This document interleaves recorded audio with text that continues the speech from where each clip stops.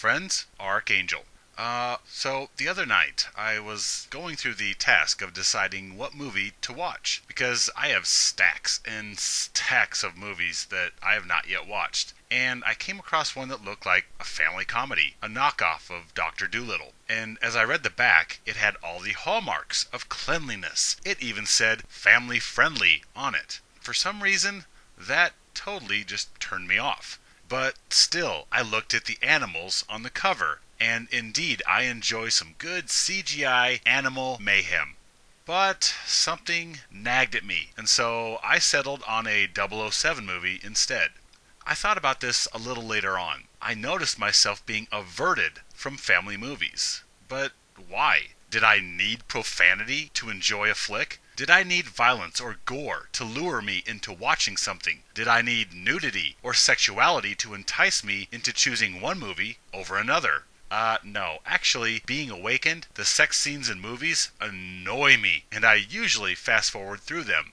Still, this is a curiosity that I find myself very wary of family-friendly or teen-friendly media, anything G or PG rated. But never fear, there is quite an obvious reason for this. You see, making a movie may be seen as making a recipe. You have many different ingredients: dramatic tension, action, violence, horror, romance, humor, etc. Yet many of these plot devices are for mature adults to observe, not children or young teens. So when you make a family movie, you must start removing mature plot devices, such as nudity, profanity, violence, sex, or gore. And thus you must fill the remaining story with excessive amounts of other plot devices, in order to fill the 90 minutes that movies have shrunken to. Yeah, movies used to be a good 2 hours. Now, like food at the grocery store, we get charged more for less. Anyhow, humor is usually the plot device that gets exaggerated and overused in family-friendly flicks to fill the space that cannot be filled with adult devices. Look at it another way. An unrestricted movie or unrated movie is like old-fashioned, unadulterated chocolate chip cookies. Nothing has been withheld. The sugar, the butter, the chocolate chips, the salt, etc. Everything is there. Yet, when you want to make cookies appropriate to people's with various requirements, then you must alter ingredients. For example, when you want to make low-fat chocolate chip cookies, you must use more of other ingredients to compensate for the withheld fat, and that usually means more simple carbohydrates. Or when you want to make sugar-free chocolate chip cookies, you must compensate with other ingredients to fill the absence left by the withheld sugars. And this usually ends up being artificial sweeteners or more fats. Likewise, when you have Disney or religious, clean type of family-friendly media, you have to fill the space of the show with more devices from the approved list to make up for the devices withheld from the unapproved list. So, making a G or PG movie, you get to embellish drama, comedy, and a little action to make up for not being able to include profanity, drug use, violence, gore, nudity, sex, or crude humor. Now, you may be thinking this is as it should be, because kids don't need to be seeing all this adult stuff. And I agree. However, they are being brainwashed and negatively influenced by family-friendly media. Because the humor that most family-approved media relies on to fill its show with is male devaluation. We freely, openly, and slanderously mock males in family-friendly media. Yep, most kid-approved cinema thrives off male devaluation. The dad who is the dork, the geek, or the bumbling moron who has to be saved and supervised by mom. Or the dad is portrayed as the mean authoritarian or an obsolete tool who is outshined by mom or grandma or aunties or even daughter's brilliance and genius. We get brothers portrayed as idiots next to sisters. And of course we ubiquitously have school scenes where males are the schoolyard bullies, picking on everyone, especially the sweet innocent girls. We get messages of blatant male mockery in these family-friendly shows, where males are emasculated doormats that fold before the whims of mom or sister or the high school girlfriend. We get blatant teachings of males being obedient servants to all females and opening doors for ladies and carrying Mrs. Jones's groceries out to the car and beating up other males to protect females. We even get portrayals of male animals who are stinky, burping fart machines, and all the while being taught that males, whether animal or teenage boys, have no hygiene or potty training. Males are shown as unable to control their deviant tendencies to pick on others.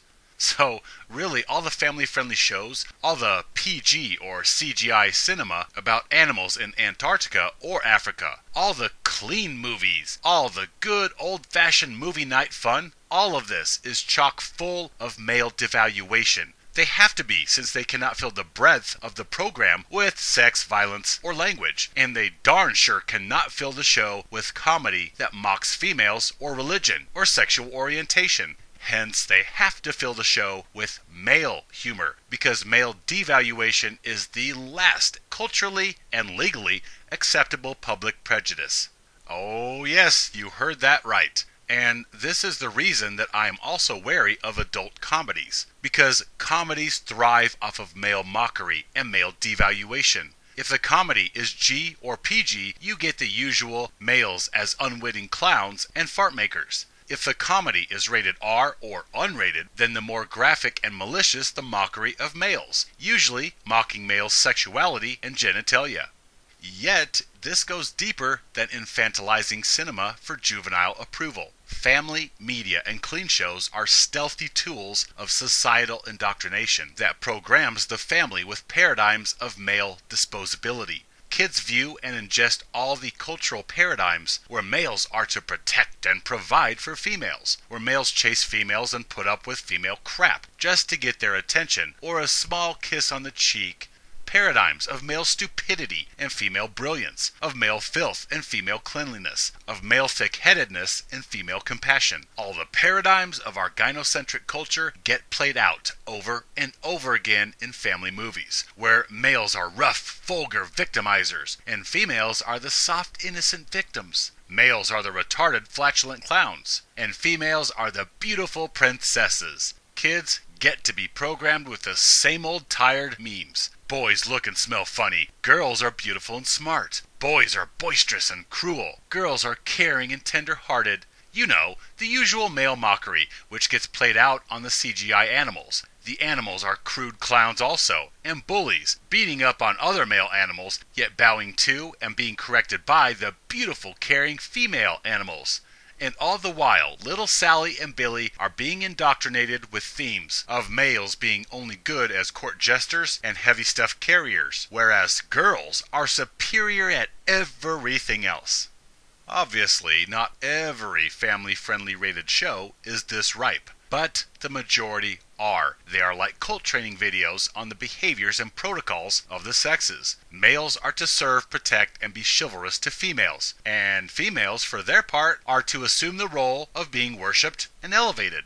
You see, it's not that indoctrinating kids with male devaluation is the primary mission of kids' shows. The primary mission is to make money producing family-appropriate cinema. However, they take what is socially acceptable in polite society and fill their shows with it. And since male devaluation and mockery of males is acceptable, that's the content they fill their productions with, which then becomes a covert devaluation training piece to those watching it, usually young, juvenile, impressionable minds. In other cases, feminism is such an entrenched parasitic prejudice that many shows are made specifically with the purpose of elevating females and devaluing males in order to brainwash younger generations.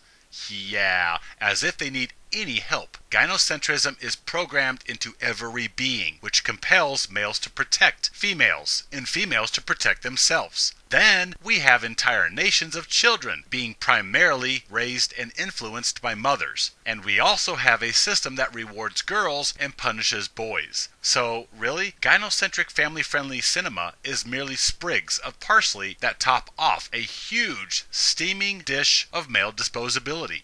When you awaken to male disposability, which is preceded by the devaluing of males, then you see every joke, every snide comment, every patronizing skit, every misandristic jab of every cartoon or sitcom or movie of every genre of entertainment out there. And you realize how monumentally colossal the male devaluing machine truly is in our society. It's mind-boggling. from toddler cartoons to unrated adult horrors. There is a campaign to devalue and erase male relevance and worth in this world, and entertainment is one huge firmament of the male expendability machine. And it is sneaky because it programs people under the guise of entertainment. Go on, let down your mental defenses, grab some popcorn, and simply download our biased input. There is a saying, if you want to know who is in charge, just identify who you are not allowed to criticize. So it is socially acceptable to mock and make fun of males, while still calling it good old-fashioned family-friendly fun. Yet, mockery of females is off limits. You tell me, who is in charge? Who is running this joint? My friends, stand with me, live free.